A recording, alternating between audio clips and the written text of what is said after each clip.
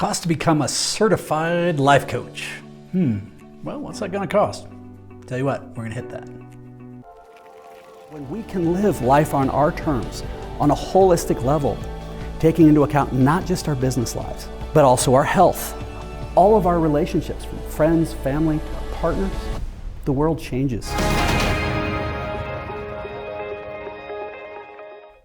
If you're thinking of becoming a certified life coach, wonderful, good for you, fantastic. Question, dude, how much is it gonna cost? So we're gonna go through and we're gonna talk about it in 3 ways. 1, there's the certification itself. 2, there's the creation of the business and the marketing associated with it. And then 3 is how long is it gonna take you to build it and ramp it? Ramp it meaning get it started. So these are the basic costs that you need to budget to figure out what is it gonna be so I can be successful as a certified life coach. So when we talk about those costs, let's initially start with the idea of the certificate. The certificate, in some cases, you need a licensure, in other cases, you don't.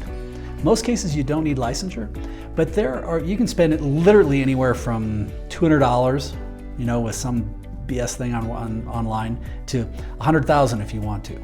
There are people out there who get their PhDs in psychology, and maybe they get a master's degree, they get certain focus on those degrees, and then they get different certifications on top of it. If you're looking for just a straight certification, runs the full gambit to tens of, $100,000, $50,000, $20,000, variety. Or you can find what really fits for you. And this is what I would encourage you to consider, is start with what is the experience you have, where is it you have holes in your game, meaning do you have the right tools you need to be successful, or is there a way that can help augment those things, augment your skill set, your experience, and then what is the ideal structure for that? Now, as an alternative, a possible alternative is you may consider reviewing what we offer at lifeon-yourterms.com. Again, at lifeon-yourterms.com. We offer a certification for a couple grand, and out of that, you get the certification that you get to say, hey, I'm a certified coach.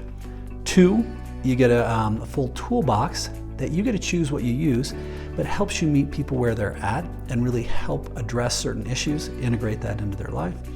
And then 3, we have a coaching program that goes on afterwards that's focused on helping people become better coaches and facilitators, so you're always sharpening your tools and getting better. 2, you get to how can you be building in your practice, and then 3, how can you be working on yourself. So that's the first step. That's the first expense. Now, second expense, consider, is how much is it gonna cost you to actually build the business and do the marketing associated with it? The business stuff are things that you need to take into account, are going to include what's the right structure? Do I need a contract? How do I accept payment? Do I need insurance? How do I set my banking up? All those little things. And if that's something that's new to you and like, ooh, it's scary, I'm gonna offer my first book was The Aspiring Solopreneur. You're welcome to go to aspiringsolopreneur.com. We have a whole bunch of free stuff on there, and we got to channel it, but please feel free to take a look at that. But you're gonna need to estimate what the costs are gonna be with that. Usually it isn't too much, but it's really gonna come down to typically the marketing is the big expense. How are people going to find you? Because it's fine if you wanna be a certified coach, that's great, but I would much rather prefer that you become a financially successful certified coach. And we talk about those ways on this channel. Please check out some of the other videos.